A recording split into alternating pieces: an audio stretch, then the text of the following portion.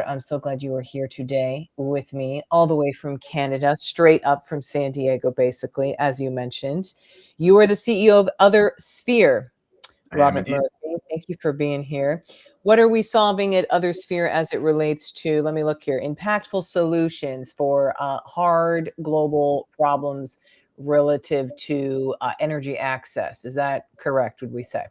Yeah, pretty much. I mean, basically, we model the world to help people building large infrastructure projects put them in the right places. So if you're building a data center or a solar farm, a hydrogen plant, we basically Where pre-model should the we put world to those? figure out where they will function best. And the idea Mhm. is to get better infrastructure built more quickly and ultimately provide material prosperity to people globally without breaking everything in the process. Oh, no, this is no small feat, of course. Yeah. And you, but Bravo. here's what I wanted to first get into. You spun out of it's saying on your website out of Bill Gates' breakthrough energy. Mhm. What was this? What was this breakthrough energy? It So was a breakthrough energy. accelerator. I mean, in some ways, it's an interesting Mm, organization. So back, I was at Chevron for a number of years of my career, saw and that. my Yeah. last job was at Chevron in DC. And right around the same time, that was when Bill Gates was he's funding a fair bit of work on nuclear energy and getting Mm-hmm. engaged pretty heavily on energy and climate in Mm-hmm. particular. And he already Mm-hmm. had the Gates Foundation looking at global health and prosperity and Yep. so on in Yep. general. So Breakthrough Energy was initially a large venture fund focused on scaling of sort of low carbon technologies, so producing low carbon steel, Ah, cement, what yes. have I'm on you. their website again. Yeah. Yeah, Mm-hmm. getting those things out of the labs, getting them out into the world at scale. And then, so that's what Breakthrough Energy has been and grown, as gradually grown a little bit in terms of mission, but it's really to scale those hard technologies to Hmm. decarbonize industry and hard to decarbonize sectors in general. So Othersphere came out of Breakthrough in the sense that I went in about 4 years ago through their fellowship program, initially as an Mm-hmm. advisor to their startups. Hmm. And then a lot of what I've been doing in prior lives was where you build infrastructure such that it's going to perform well. So then you Mm-hmm. do it with these breakthrough companies. You say, okay, you've Yeah. got a new cement process. You want to scale it as quickly as possible. And how do you put it out in the world so that it'll compete well with the incumbents? It'll have a low environmental footprint. It'll work Mm-hmm. well with like local communities and social settings. And we started talking about what that would look like at scale. Othersphere was an idea that had been sort of in the back of my mind since, I don't know, 4 or 5 jobs earlier. I didn't go to Mm. Breakthrough with the intent of starting a company. Like, it's a terrible life choice. Yes. But That's true. yeah, happenstance and luck unfolded and worked with a great team there. And then spun Othersphere out to focus on this full time. And I also met my co-founder through Breakthrough. And so he and I, through a Okay. little bit of serendipity, have been doing this since. Got you. And so you're saying can be done in minutes to do a global search to find where you should put that data center and such. And is that the big crux of what is being solved? Because previously I imagine it would take months, if not years. I mean, how would you find the right spot to go? That's exactly it. Well, when I was at a Canadian energy company, I was doing this job, and what would happen is it would definitely be weeks or months of work. Mm-hmm. Is that And a climb up, by the way? That one? no, that was actually Oh, Enbridge. oh, okay. Because I see a Yeah, climber that was in SF. Okay, got it. Actually was in SF. That was an environmental data startup. So that was Got my it. Got first it. startup experience. Okay. That was, yeah, part of the journey. Part of the whole Um, path. Yes. But when I used to do that in the industry proper, it was weeks or months of work, and you'd get ideas coming in the door from investment banks or real estate brokers. You'd make some of your own. It's like, where should I put a wind farm? Where should I put a Yeah. pipeline? And every single time you're doing that manual exercise, you're bopping around in Excel, you're playing in Google Maps. So what we try to do is bring the best of those things together. And so we break the world into 180 million tiles. We pre-model each location for different forms of assets to build there. So you're basically stack ranking the world to figure the best spots to build things. And it extends to all forms of infrastructure. I mean, in theory, you could do it for shopping malls or whatever if you really wanted to, and saying, where do I build something? It's about the fundamentals of that location. Okay, so you're solving a big problem that you used to deal with for a very long time, I'm sensing. Precisely. Yes. Precisely. Isn't that the best when you're like, I need this so badly, I got to go now solve it damn self? Mm-hmm. Yeah. Exactly. You know the problem, and you would love to be the person on the other side of the table. I actually Yeah. think it also gives you great empathy for your customers too, because you're like, I miss doing your job, but I like doing my Yeah. job over here, and I'm happy to make your job easier if I can. Yes. Ah, yes. Now, you just said, though, and I didn't catch it in exactly the reference that it was about the horrible idea. You're saying doing a startup, horrible idea? What was that in reference to? I mean, just as lifestyle. I mean, I have 2 young kids. I used to work in big companies, big organizations. I would yearn to like try new things and really matter individually. And you realize these big organizations are designed to be very resilient, that individuals don't matter, right? That we're here, we've got momentum, and that nothing will sort of derail a large organization that's been around for 100 years plus. And that's exactly what they're built to do. Mm-hmm. And then you go off and you do a startup, and every hour you put into it matters. Your team needs you, your customers need you. Mm-hmm. It's all Mm-hmm. consuming. And then the really dangerous thing is, I said this to my team one time off the cuff, but I realized this, the whole Uh-oh. expression of like, never do something you love and you never work a day in your life. Yeah. Like, The danger is, though, if you do what you love, you may never stop working. And yes. Yes. but I mean, to that, so far, I'm Okay. okay with that. Okay. The fascinating topic, because I was just talking with my partner about this, who's a physician, and we all know about medical and in the health tech industry and the healthcare in general in America. The horrible, as you can also perhaps describe. I love to work. I love to work on problems. I love working with the people we work on. But it then begs the question, Robert, of, well, you could just do that infinitely, let's say, which takes you away from, it's a time exchange from all your other things that you might want to do. So you are a dad, you are married, you're not in corporate life anymore. How do you think of that trade-off? Or are you just dealing with it right now and you're like, well, crap, I'm in it? I'd like to, I guess it's a mix of both. I think it's Yeah. definitely I'm in it. And then I think it's just every day trying to find that right balance. I used to live in the States and in the Bay Area and then Washington, D.C. for a while. Now we live in Victoria, BC, which is, it's a quieter place. We came up here during COVID, stayed almost by accident. So it's great for our kids up here. And this was a way for me to work and do something I really enjoy and do it without moving them around too much, as I did as a kid.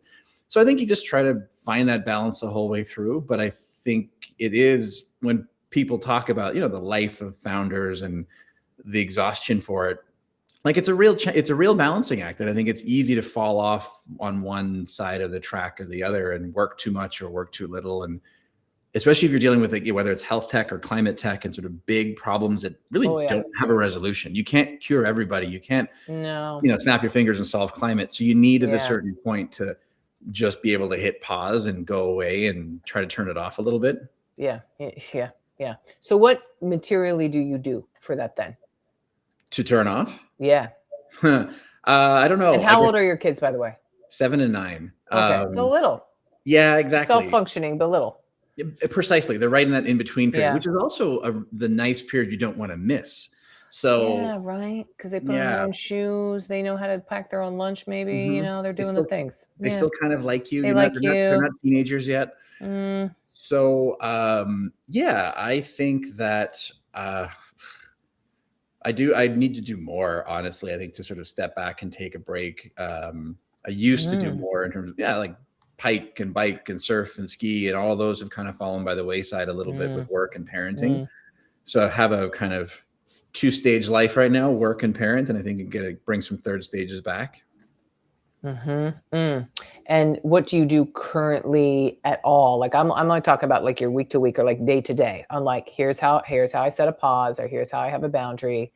So some founders say like, 4 to 7, no fly time. Like I am doing the after school, doing the dinner, doing the bed, whatever. I don't know. Do you have something like that?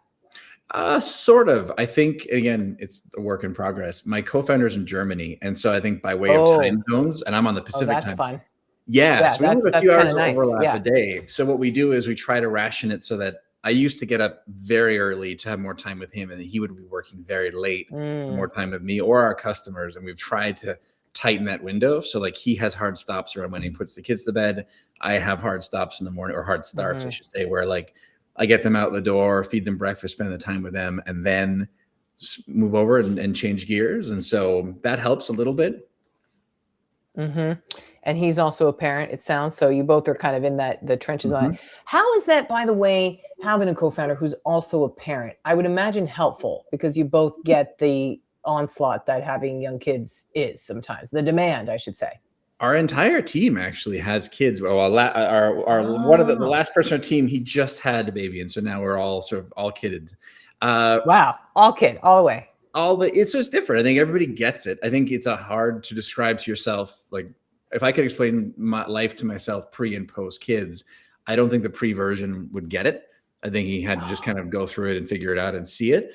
And so then I think it means that we're more empathetic with each other. It's like, oh, cool, somebody's sick. All right, I'll cover.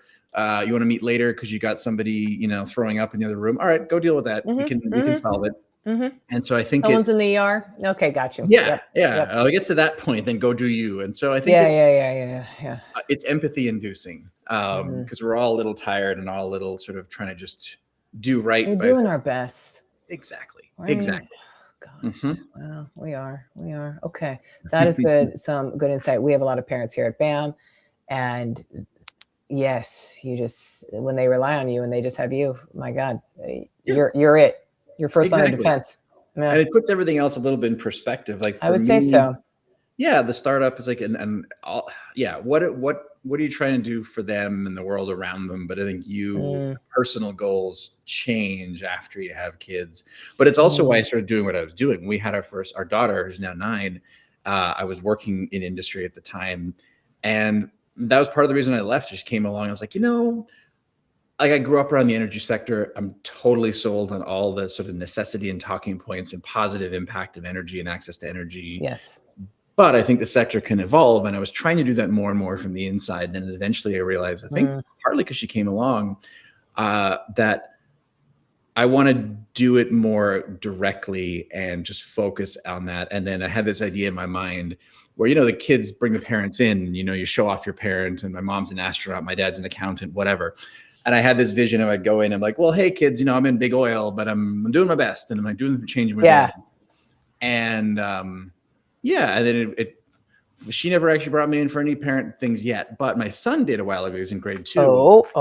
And that was a nice moment because he brought me in because I guess we're doing something on climate change. He's like, hey, my dad works on that. And so I got to go to his class and managed to hold the attention of second graders for about 3.5 minutes before I lost them. But hey, but it was like, I was like, okay, this has come full circle. This is why I went to do what I'm doing. I love that story. What did they ask you, if anything, in that 3 minutes time frame? I brought a solar panel in to try to show them how energy goes into the panel and comes out. Smart. And then we Good got show and tell. Good show and tell. Yeah. Kind of. And then it sort of spiraled to how big can you make it and how would it cover my whole house? And it spiraled.